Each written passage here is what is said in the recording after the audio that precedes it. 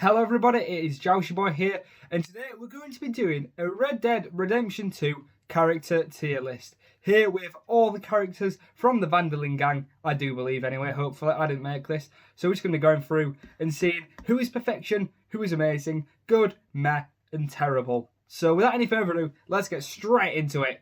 And first of all, we have Abigail Roberts, wife of John Marston. I feel like Abigail is a character who isn't really fleshed out until the later chapters of Red Dead Redemption 2. Obviously, in Red Dead 1, she's in it, but not loads either. She's kind of just a nagging wife to John, with good reason, don't get me wrong, but also sometimes it does feel a little bit unfair. It's in John's nature to be a bit of a violent man, and obviously she doesn't like it when he's violent, but a lot of the time, he hasn't really got a choice. He's protecting his family. She irritates me a little bit, but not too much. I'm going to put her in meh. I know there's some Abigail fans out there who are disliking the video already, but for me, she's not a bad character, but she's just very meh. Didn't really leave an impression on me. But she does love Jack, which is very cute. You should hope she loves him, though. You know, he is her son. Next up, we have Arthur Morgan, and we all know where he's going. He is arguably the greatest video game protagonist of all time, because he's just such an amazingly written character. At the start, he's quite ruthless. Doesn't really care about killing. He says, you know, you act as if killing was something I cared about.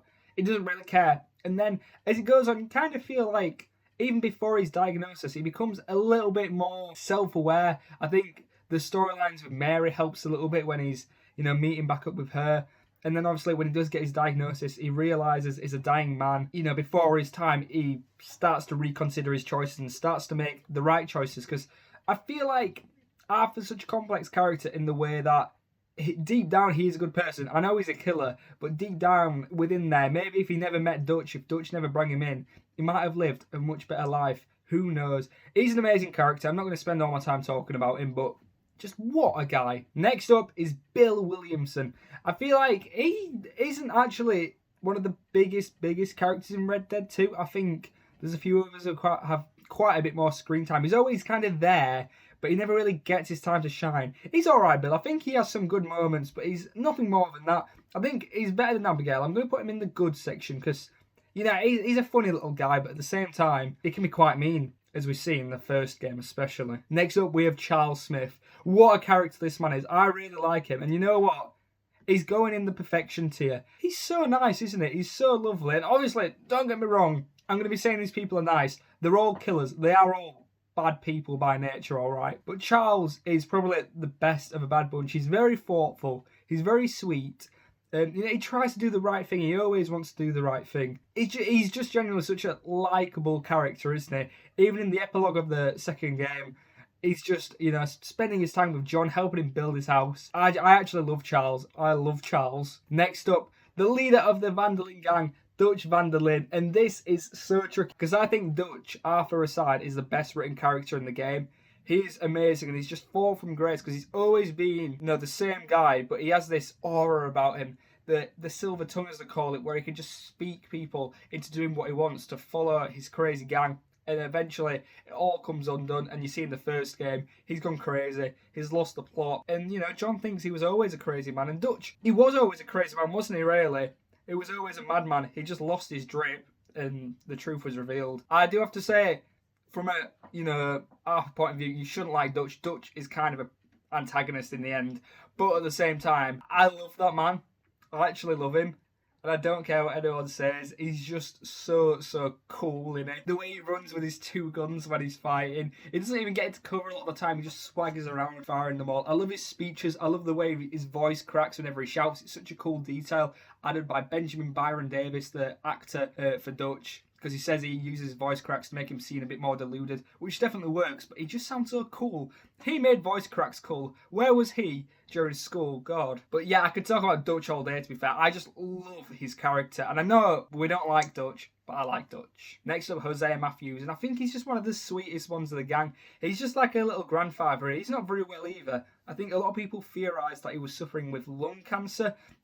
He's very coughy throughout and he says he's ill. And his death, of course, is absolutely heartbreaking. He kind of keeps the gang together, and when he goes, things very much spiral out of control. I think he's great. I think he's amazing. Don't think he's quite perfection, but he's a lot better than Bill. He's just, for the not short amount of time he's in the game, But, you know, he's not in it as long as some of the characters, but he really leaves an impression on you. He's just so sweet, isn't he? Next up, little Jack Marston. I think he's cute enough, isn't he? I think he can go in Met. I ain't got much to say on him. He kind of just like waddles around in the second game. In the first game, he's a little bit of a gimp as well. He always calls his dad Sir or Pa, which is quite funny as well. Then we have John Marston. I feel like John Marston in the first game and John Marston in the second game are two different entities almost. In the first game, he's a lot cooler, isn't he, than he is in the second game. I think he's a bit of a gimp, and he's a bit annoying at times, especially in the epilogue. I used to get annoyed at him because he'd just be speaking to everyone and they'd be like, "Oh, Arthur Morgan," and he'd just be like, "Yeah, Arthur Morgan died." And I'm just like, cheer up, John. You don't have to all be, saying about that. He's a good character, but I'm not going to lie, he's not my favourite. I think if I played Red Dead Redemption 1 before 2, I would have a completely different opinion. And don't get me wrong, he's a good character. He's just better in 1. I think he's a lot cooler and a lot more likeable. But there again, at the end of 2, him and Arthur are best bros. I'm going to put him in amazing, and I'm going to put him above Hosea, but I don't think he's not like Dutch. He ain't like Dutch. Then we have Karen. Karen was always nice enough, wasn't she? She went on the one mission with Bill. I think you go on when you're robbing a bank. That was quite a fun one. Apart from that, she's not really in it too much, apart from a couple here and there. She kind of just gets worse and worse throughout the game, doesn't she? She keeps drinking more, unfortunately. She just keeps losing the plot, really. I think I'm going to put her in Met. I think she's better than Abigail, but putting her in good might be a little bit too far, so I'm going to put her in Meh. Next up, we have Kieran Duffy, the poor guy who never caught a break. Obviously, you kind of kidnap him in the first chapter, you bring him to your camp, and he's all like, oh, he's all scared. Bill wants to, chop him up, which is a little bit suspicious, Bill, and I think people theorise that there's a little bit of a romance going on between Kieran and Bill. We know what Bill's like. We don't doubt it. But I always quite liked Kieran, and I felt really bad for him. Obviously, there's more developed characters out there, but I think, in his own way, he had his own little arc of being terrified of everyone, hating everyone, and then he kind of gets a little bit of trust after he saves Arthur's life. Then he never really gets to properly relax in camp. He's always scared before he gets taken away and killed in a horrible, horrible way. But he's just really sweet, isn't he? I think that mission you go fishing with him, I just feel really bad for him. I like Kieran. I like Kieran more than Bill, to be honest. And I've put them together, but Kieran's slightly better than Bill. Because I think, Bill would like to be next to Kieran. Next up, we have Lenny Summers. On my first playthrough, probably, he's one of my favourite characters. I love Lenny. And I think his death is so, so heartbreaking, but he's so well done. I know many people are livid that he didn't get a proper cutscene when he died, but that makes it so much more powerful. It made it feel real. Because, in the life, if you've just done a bank robbery and you may get shot, you're not going to have a little cutscene and a chance, like Hosea did when everything was a bit more quiet. It just felt like he was taken so quickly, and it was just such a reality check almost. Like, not everyone gets this beautiful ending. Some people have just gone like that, and Lenny, the least deserving person to get a death like that, just suffered, didn't he? And the game makes you feel like you're not quick enough to save him, and poor Arthur, he still mourns him for a little bit, but there's nothing he can do. It's heartbreaking. I actually love Lenny, and this list is based on who I like kind of the most, / character. It's kind of a mix of both. And honestly, I'm not going to lie, overall, I kind of prefer Lenny to John. Look, I know that's crazy, and I know people are going to be like, that's silly, why are you saying that? But I'm someone who played the second game a lot more than the first game. I only played the first game once. I like John. I do like John's character, but I think Lenny, I just like him. He's so, so cool, isn't he? Next up, we have Mary Beth. I always quite liked Mary Beth because I think she was very, very nice. She was very thoughtful. Her and Tilly were kind of always like the nice girls of the camp, really, weren't they? Where do I put Mary Beth? I'm going to put her in good. I prefer her to Bill, to be honest. I'm not going to lie. That's kind of Bill's nature to be a bit annoying, though, isn't it? He's kind of just that stupid, unpleasant guy. Mary Beth was always thoughtful and sweet. And she liked Kieran as well, so it makes sense that, there's a little bit of all them together, doesn't it? Next up, we have Mike Bell, obviously a character who we all hate. He's probably just such an easy-to-hate character. In terms of how well he was written, I don't think he's the best written character there is. I think there's much, much more developed characters out there. He's kind of just, his whole thing is looking after number one and no one else, isn't it? He just cares for himself, and he's quite a naughty guy. It's interesting the way that he came into the gang and then was kind of just snitching to the Pinkertons. Obviously, it's said after Guarma, but there is reason to believe it was long before then, and I definitely do back that. Overall, where do I put you from an objective and subjective point of view? You can go just above Bill. Bill's kind of the standpoint for characters I care for and not care for. And obviously, look, I don't like him. If it was based purely on, how much do I like this character in the game? Terrible, because I don't like you. You killed a dog. That's awful. And Arthur. But overall, you're decently well written, and for what you are, you can go in good. Great performance as well by Peter Bloomkist. Bloomquist, I don't know. Yeah, great job, mate. Then we have Miss Grimshaw. She's the leader of the camp. She's the leader of the women of the camp. She's like, do this job, do this. She's kind of like the nagging mum of the camp. The mum, like if Dutch was the father of the camp, she's the mother of it. Although her and Dutch, I don't think they're together anymore. Maybe there was something at one point, I can't remember. She's alright, isn't she? I feel like at the end she's kind of a G, isn't she? She sticks up for Arthur. She's like, shut up, Micah. And then Micah just blows her up, which isn't great. She's nagging, she's annoying, but she's alright. I'm going to put her in good, and I think I'm going to put her just below Bill. Next up, we have Molly O'Shea, a woman who Dutch was with, and we kind of see their relationship dwindle out as the game begins. And then she goes off the rails. She's drinking. And then she's like, oh, I snitched on you, Dutch. And then he's like, how dare you? And then, actually, Susan Grimshaw, of all people, shoots her in the same way that she got shot, in pretty much the same spot as well. So that's kind of poetic justice for Miss Grimshaw, even if Molly did actually deserve it. Molly, I do like you, Molly.